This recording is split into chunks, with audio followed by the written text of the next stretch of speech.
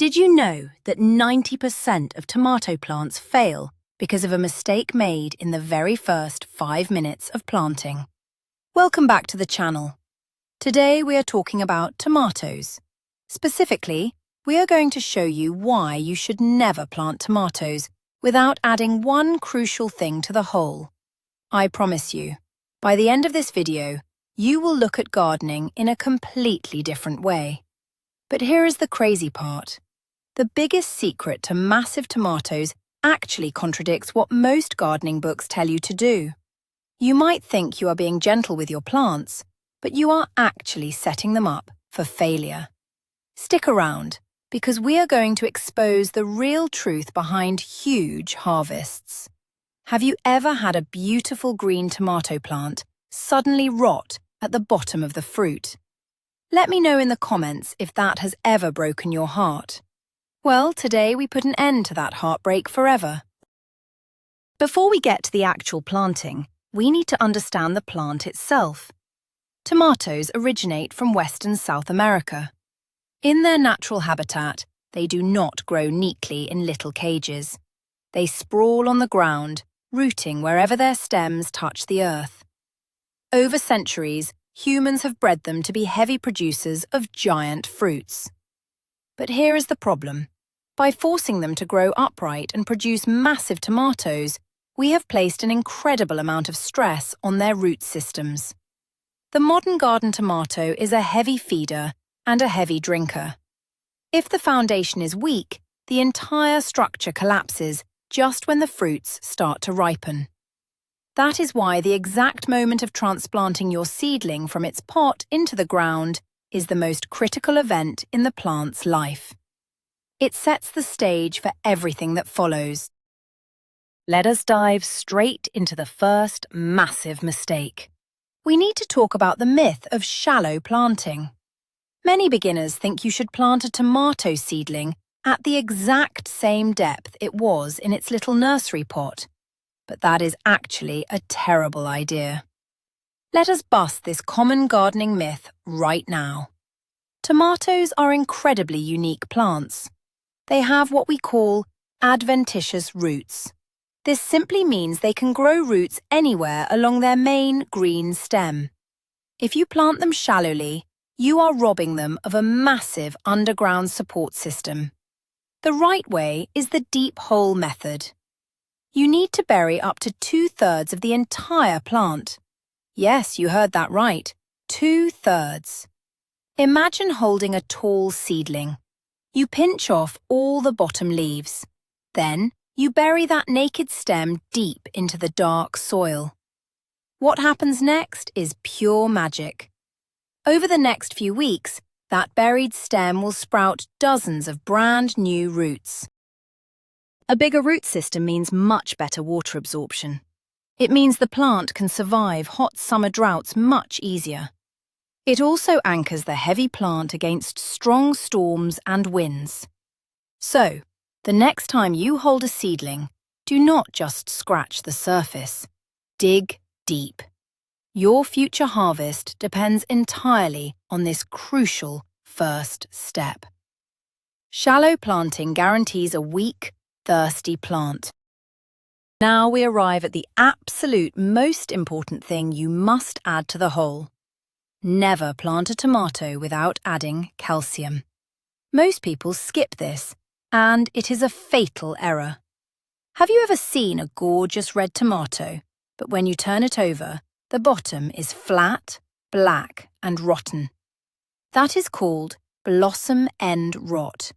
It will destroy your entire crop. People think it is a disease, but it is actually just a severe calcium deficiency. To prevent this, you need to put crushed eggshells directly into the planting hole. But here is a myth we need to bust. Just throwing whole eggshells into the dirt does nothing. They take years to break down.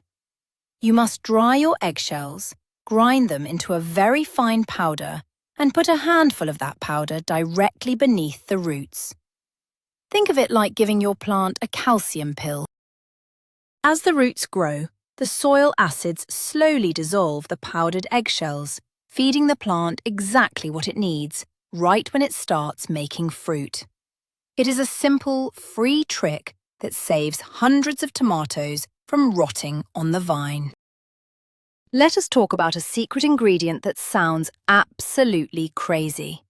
Adding aspirin to the planting hole. Yes, the same aspirin you take for a headache. This is not a joke, it is pure plant science. Tomatoes are highly susceptible to blight and fungal diseases. When you place a single uncoated aspirin tablet in the soil near the roots, it dissolves and releases salicylic acid. In the plant world, salicylic acid acts like an alarm system. It tricks the tomato plant into thinking it is under a mild attack. In response, the plant triggers its natural immune defenses. It builds thicker cell walls and fights off actual diseases much faster.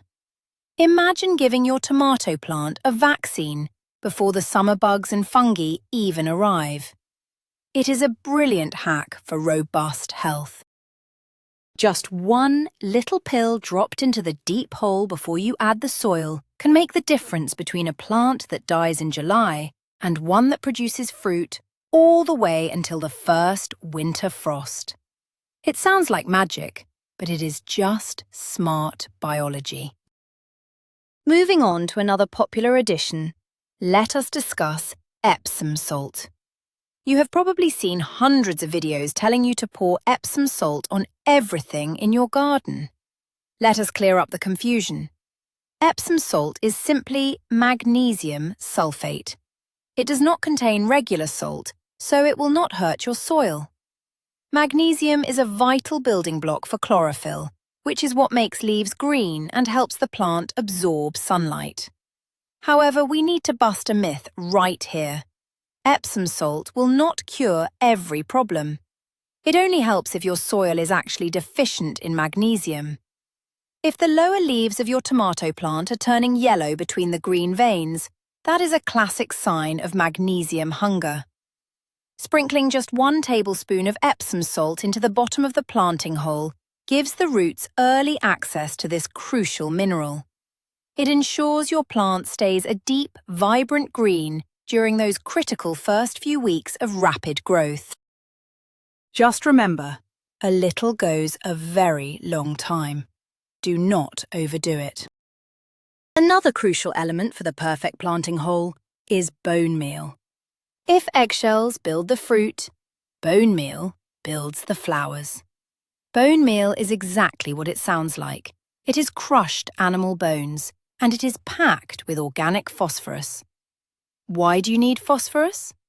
Because without it, your plant will grow plenty of green leaves, but 0 actual tomatoes. Phosphorus is the fuel that tells the plant to create blossoms. We want our plants loaded with bright yellow flowers because every flower becomes a tomato. The mistake people make is trying to add bone meal later in the season by sprinkling it on top of the dirt. That does not work well. Phosphorus moves very slowly in the soil. It hardly travels at all. Therefore, you must place a scoop of bone meal deep down in the hole, directly where the roots are going to grow.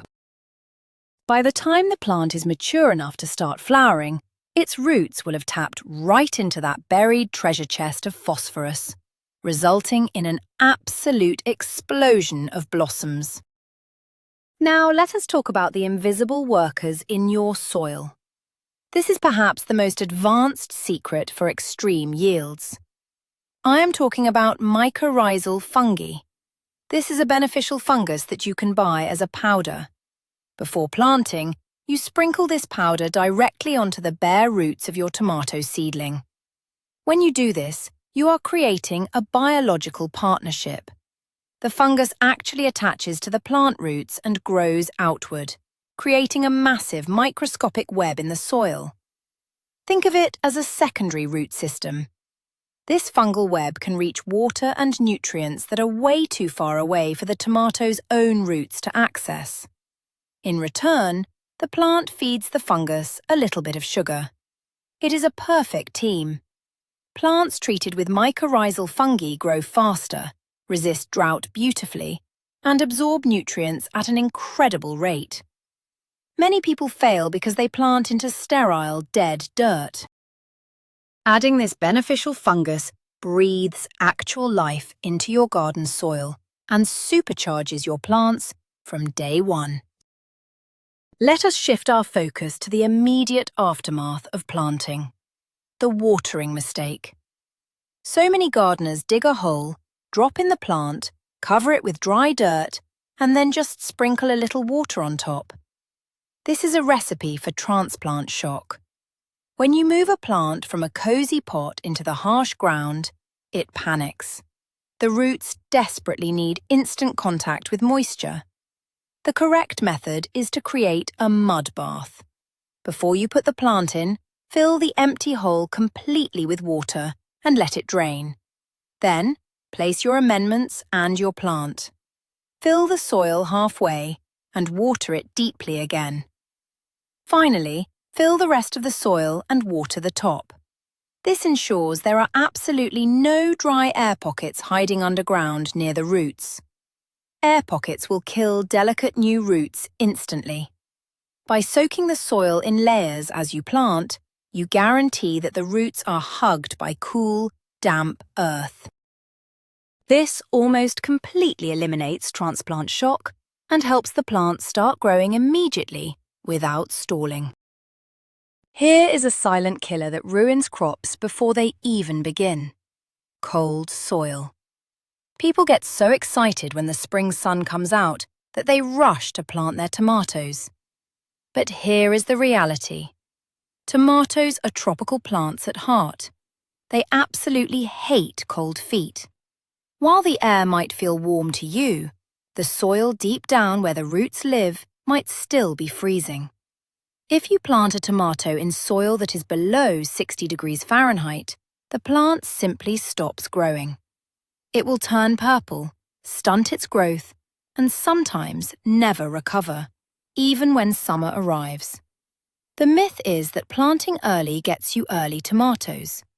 The truth is, planting late in warm soil will always outpace an early plant shivering in the cold. A great illustration of this is the black plastic trick. Professional farmers lay down black plastic, or dark compost, over the soil 2 weeks before planting. The dark colour absorbs the sun and preheats the ground. Always check your soil temperature. Patience in the spring equals a massive bounty in the summer. Let us discuss a physical preparation step that terrifies beginners: pruning the seedling before planting. When you buy a tall seedling, it usually has leaves all the way down to the dirt. You must cut those bottom branches off. I know it feels wrong to cut healthy leaves off a baby plant, but it is entirely necessary. If you leave those bottom branches on when you bury the plant deep, they will rot underground and invite fungal diseases straight into the main stem. You want a clean, bare stem going into the dirt. Only leave the top 3 or 4 sets of leaves above the ground. Furthermore, any leaves that are touching the surface of the soil after planting must also be snipped off. When it rains, soil splashes up onto low-hanging leaves. That soil contains blight spores. By creating a gap of clear space between the dirt and the first leaves, you are building a physical barrier against disease. Pruning feels brutal, but it is an act of tough love that saves the plant's life later on. Have you ever considered that a tomato might be lonely? Let us talk about companion planting right in the same hole. Many gardeners grow basil and marigolds somewhere in the same garden bed, but putting them right next to the tomato is a game changer. Let us bust the myth that plants always fight for space. When you plant a basil seedling just a few inches away from your tomato stem, wonderful things happen. Basil repels pests like the tomato hornworm, and many experts swear it actually improves the flavour of the tomatoes. Marigolds are even more powerful. Their roots release a specific chemical into the soil that kills root knot nematodes. Nematodes are microscopic worms that destroy tomato roots. By planting a marigold right at the base of your tomato, you are installing a biological security guard. The roots mingle together underground, sharing space peacefully while the flowers protect the tomato from above and below. It is a beautiful, natural way to prevent total crop failure. The next major trap is the spacing mistake. When seedlings are tiny, it is so tempting to plant them close together. They look so small, and you want to fit as many as possible into your garden. But this is a devastating error. A mature tomato plant is a massive, sprawling jungle of leaves. If you plant them less than 3 feet apart, they will grow into a solid wall of greenery. Why is this bad? Because of airflow. Without wind blowing freely through the leaves, moisture gets trapped inside the plant canopy. Damp, still air is exactly what fungal diseases need to spread. Late blight can wipe out a crowded tomato patch in 3 days. By giving your plants plenty of space, you allow the morning sun to dry the dew off the leaves quickly. You also make it much easier for bees to find the flowers and pollinate them. Imagine trying to breathe in a packed elevator. That is how your tomatoes feel when planted too closely. Give them room to stretch, breathe, and thrive. Let us tackle the danger of fertilizer burn. When planting, people naturally want to feed their new baby plant. So they grab a box of synthetic, high-nitrogen fertilizer and dump it into the hole. This is a fatal mistake. Young, tender roots are incredibly sensitive. Synthetic fertilizers are essentially strong salts. If they touch the new roots, they will literally burn them, drawing moisture out of the plant and killing it. This is called fertilizer burn. Furthermore, even if it survives, too much nitrogen early on tells the plant to grow only leaves and no fruit. You will end up with a 10-foot-tall green monster with 0 tomatoes. The right way is to use slow-release organic amendments, like the bone meal and eggshells we discussed earlier. Or use a high-quality, well-aged compost. Compost provides gentle, steady nutrition that will never burn the roots. Remember, you are trying to establish a strong root system first, not force rapid leaf growth. Patience with feeding is key. Here is a mechanical mistake that causes endless frustration later. Waiting too long to add support.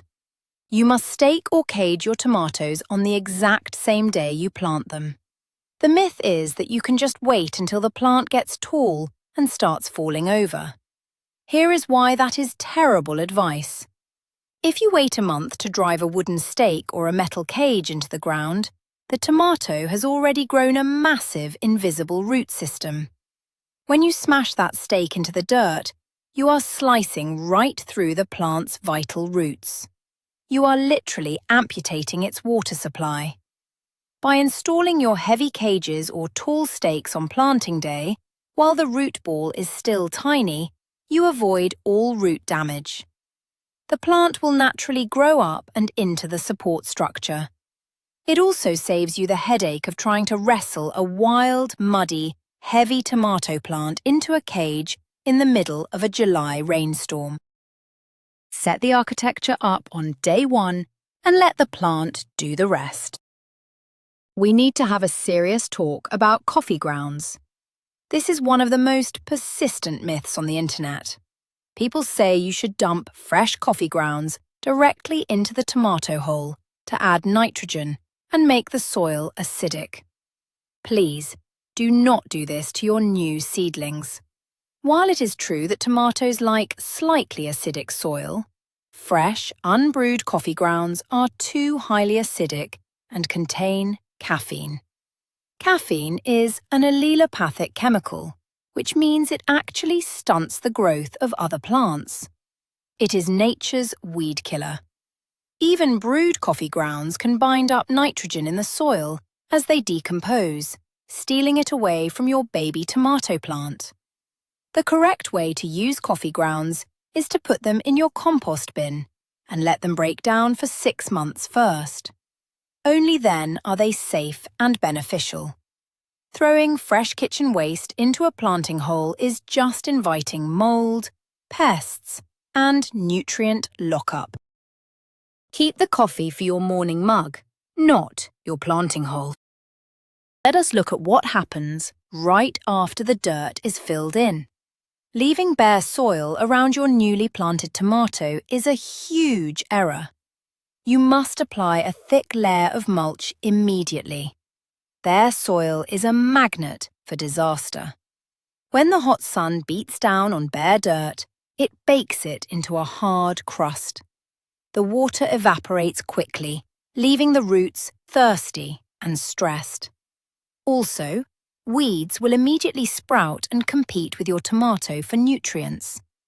By laying down 3 inches of clean straw, dried grass clippings or shredded leaves, you solve all these problems instantly.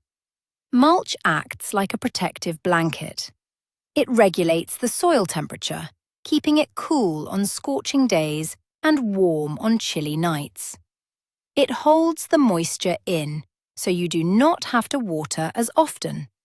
And as the mulch slowly breaks down over the summer, it feeds organic matter right back into the earth. Just make sure the mulch is not touching the actual stem of the plant to prevent rot. Mulch is the ultimate secret to a low-maintenance garden. Did you know that the time of day you choose to plant can make or break your crop? It is true. The worst time to plant a tomato seedling is at high noon on a bright, sunny day. The intense UV rays and the heat will cause the newly disturbed plant to wilt immediately. The roots are not yet established enough to pump water to the leaves to keep them cool. The shock can set the plant's growth back by 2 entire weeks. The optimal time to plant is late in the afternoon or early evening. Or better yet, on a cloudy, overcast day with light rain in the forecast. By planting in the evening, you give the seedling an entire cool night to settle into its new home. The roots have 12 hours to acclimate to the soil, absorb the water you provided, and recover from the handling before they have to face the blazing sun. It is a tiny adjustment to your schedule, but it drastically reduces transplant stress and gets your tomatoes off to a running start. Here is a critical step that happens before the plant even sees the garden bed. Hardening off. If you buy a plant from a warm, protected greenhouse or grow it inside under lights, you cannot just throw it straight into the outdoor garden. If you do, the wind will snap its fragile stem and the direct sun will literally cause sunburn on the leaves, turning them white and crispy. The plant will likely die. You must harden off your seedlings. This means slowly introducing them to the harsh outdoor world.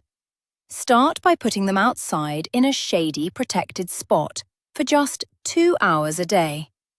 Over the course of a week, slowly increase their time outside and gradually move them into direct sunlight.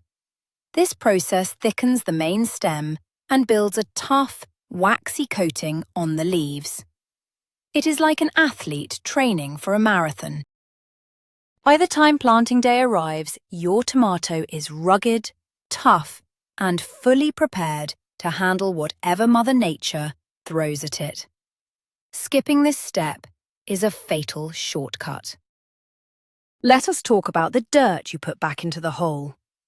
A common mistake is buying expensive potting soil from a bag and filling the planting hole with it, surrounded by your hard, natural yard dirt.